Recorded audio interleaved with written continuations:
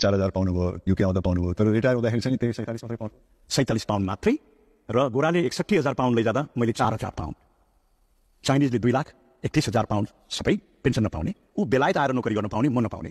यदि मैले त्यति बेला बेलायत आएर नोकरी गर्न पाउने हो भने हामीले धेरै न्याय पाउँथ्यौँ, किनभने म हाइली क्वालिफाइड थिएँ, बेलायतमा काम गर्न सक्थेँ होइन। त्यो अपर्च्युनिटी दिएन हामीलाई। तपाईँलाई के लाग्छ ब्रिटिस सरकारले तपाईँलाई एक्सप्लोइट गरिरहेको थियो?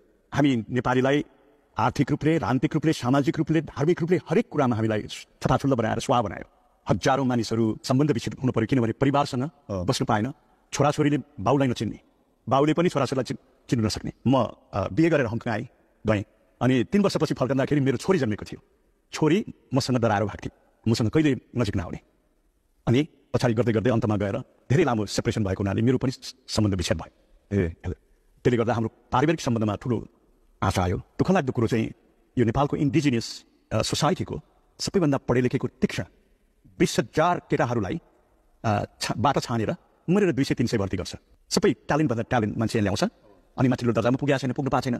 अनि त्यो 20,000 छोराछोरी चाहिँ भर्ती हुनको लागि कोसिस गर्दा पढाइ बिगारेर आउँथ्यो। सबै दुम्बा, हामी लाउरे भाषामा लाटा मान्छे, नपढेको मान्छेलाई दुम्बा भन्छौँ। बरु यहाँ गोराहरूलाई रिक्रुट गर्दाखेरि चाहिँ नि अलिक पढाइमा हेलचक्राइ गरेका, अरू ठाउँमा काम नगरेका, अरू आर्मीमा जान्छ। यहाँ त होइन ड्रगिस्ट स्कुल कलेज नपढेका, पढेको भनेको कि त अफसर लेभलमा केही मान्छे, फ्यामिली वाइज बाउ जेनरल कर्नल छ भने उनीहरूको छोराछोरी त्यो लाइनमा होइन भने सबैभन्दा काम नलाग्ने गोर्खालीको छोराछोरी नेपाली चाहिँ 21 वर्षभित्रमा भर्ती हुनुपर्छ। गोरा चाहिँ 34 वर्षमा। 34 वर्ष? हजुर। अनि अहिले हामीले यो आन्दोलनमा हाम्रो माग हाम्रो नेपाली छोराछोरीहरूलाई बिगार्यो ब्रिटिस भर्तीले। त्यसले गर्दा अब रोक्नै भन्नु पनि त्यति मिलेन, यो कल्चर भइसक्यो होइन। तर अब हाम्रो स्ट्रङ माग चाहिँ 21 वर्ष पुगेपछि मात्रै भर्ती गर। 21 वर्षपछि भर्ती गऱ्यो भने के भयो, पढाइ 21 वर्षसम्म बिगारेन नि। त्यसले गर्दा भोलि भर्ती भयो त भइहाल्यो, भएन भने उसले एजुकेसन कन्टिन्यू गर्न पाउँछ र हाम्रो समाज बिग्रिँदैन। भनेपछि नेपालमा राई लिम्बू गुरुङ मगरहरूले धेरै शिक्षा हासिल गर्न नपाउनुको कारण यो गोर्खा भर्ती हो। कति मान्छेहरू लडाइँमा मरे पहिला, तिनीहरूले केही पनि पाएनन्, उनका परिवारले घाइते भए, केही पनि पाएनन्। श्रीमतीले केही पाउनु पर्छ नि। तर भारतले चाहिँ भारतीय नागरिक सैनिक सोच र कुनै कम्प्लेन छैन। भारतीय सैनिक र गोर्खा सैनिकमा अझै गोर्खालीलाई बढी सहुलियत छ।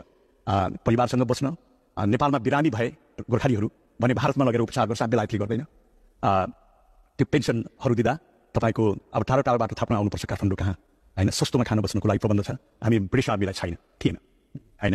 त्यसै फेरि अर्को कुरा, ब्रिटिस आर्मीमा भर्ती गर्ने भन्छ अनि सिङ्गापुरको लागि भन्छ, अनि नेपाल सरकारलाई नभइकन सिङ्गापुरलाई बेचिरहेको छ। सिङ्गापुरमा 2000 जहिले तैनाथ प्रहरीहरू छन् पुलिस फोर्समा, र उनीहरूलाई पनि अहिले निकै विभेद भएको महसुस भएछ। उनीहरू पनि लड्दैछन्, हामीहरूले पनि साथ दिँदैछौँ।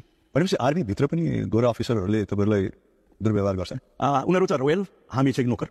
त्यो किसिमको भेदभाव? हजुर हजुर। खानको लागि भिन्दै मेस, एउटै दर्जाका मान्छे गोरा छ भने उसको लागि स्पेसल, हाम्रो लागि फाल्टै, अफसरको लागि फाल्टै, इभन अफसरलाई पनि विभेद गरिन्थ्यो। खानाको क्वालिटी पनि भेदभाव हुन्थ्यो? हजुर। हाम्रो पालामा चाहिँ त्यो दुम्बाको मासु खान पाइन्थ्यो होइन, ठिकै मेरो पालामा चाहिँ। तर त्योभन्दा अगाडि हप्तामा 1 छाक मासु, बिहान 2टा रोटी, पाउरोटी र चिया।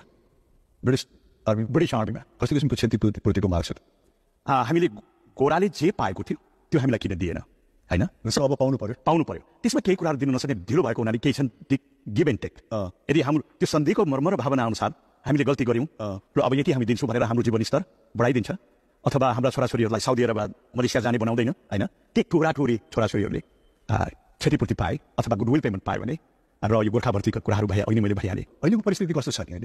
अहिलेको अवस्थामा अझ पनि नेपाल सरकारले अहिले चाहिँ केही गर्न खोजेको छ। धेरै लामो आन्दोलन पछाडि अहिले हामीले आन्दोलन गरेको करिब 32-33 वर्ष भयो। अहिले फर इक्जाम्पल अब स्यालेरीको हिसाबमा या व्यवहार गर्ने हिसाबमा अहिले कस्तो छ? अहिले जो 97 भन्दा यता भर्ती भए, तलब भत्ताको रूपमा चाहिँ गोरा बराबरै छ, समान भयो।